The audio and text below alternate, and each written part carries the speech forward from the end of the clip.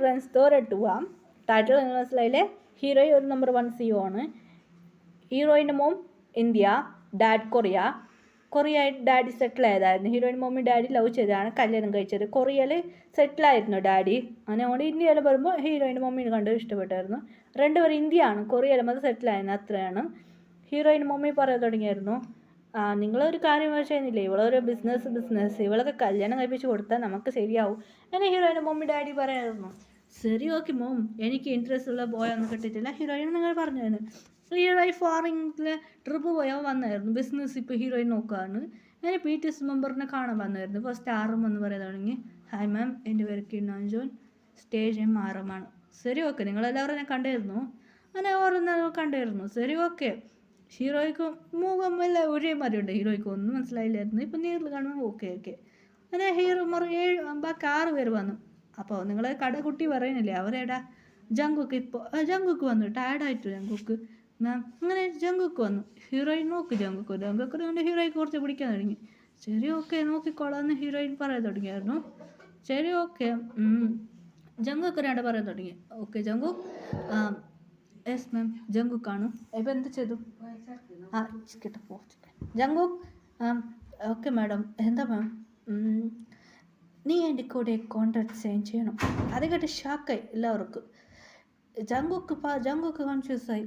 Contract Saina മാം?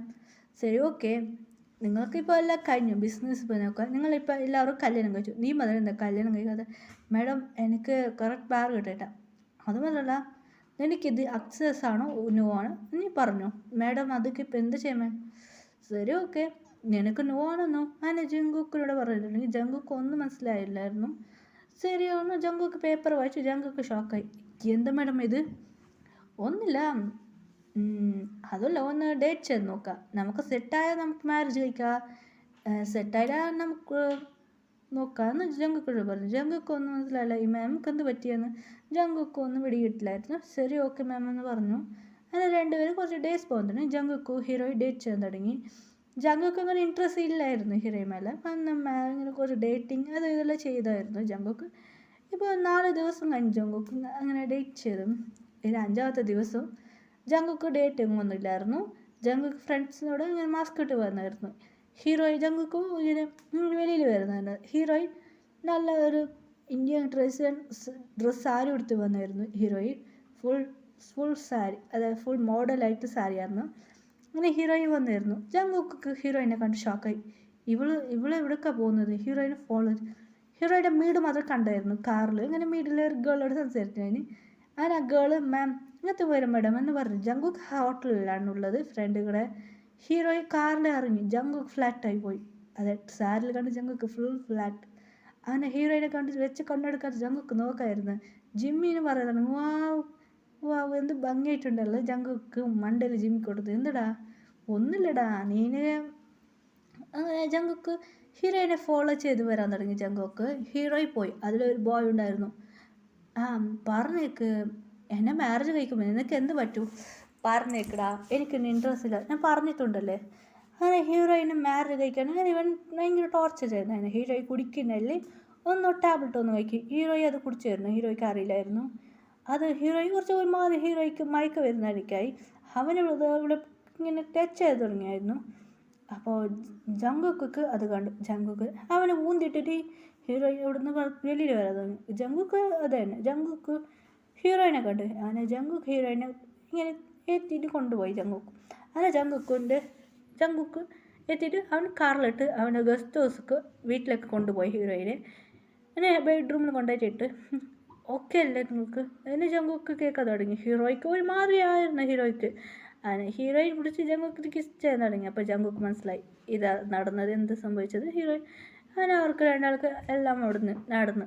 പിന്നെ രാവിലെ heroine sari ഒന്നും അങ്ങോട്ടും ഉണ്ട്, എല്ലാം ഡ്രസ്സ് ഒരുമാതിരി ഉണ്ടായിരുന്നു. ഹീറോയ്ക്ക് ഷാക്കായി. ആരെയാണ്? ജങ്കുക്ക് ഹീറോയ്ക്ക് ഷാക്ക്.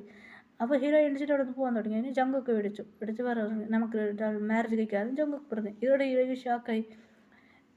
നിനക്ക് മാരേജ് ഇൻട്രസ്റ്റ് ഇല്ലെന്ന് പറഞ്ഞത് കൊണ്ട് നീ മിയാനെ കൂടെ ലവ് ചെയ്യുന്നതെന്ന് പറഞ്ഞല്ലേ കേട്ടോ? ജങ്കുക്ക് പറഞ്ഞു ഇല്ല, എനിക്കത് ഇൻട്രസ്റ്റ് ഇല്ല. മിയാക്കോട് ഹീറോയിൻ മാരേജ് കഴിക്കാൻ ജങ്കുക്ക് ഇങ്ങനെ കിസ് ചെയ്യാൻ തുടങ്ങി. ഹീറോയ്ക്ക് കൺഫ്യൂസായി. എന്താ ഇത്?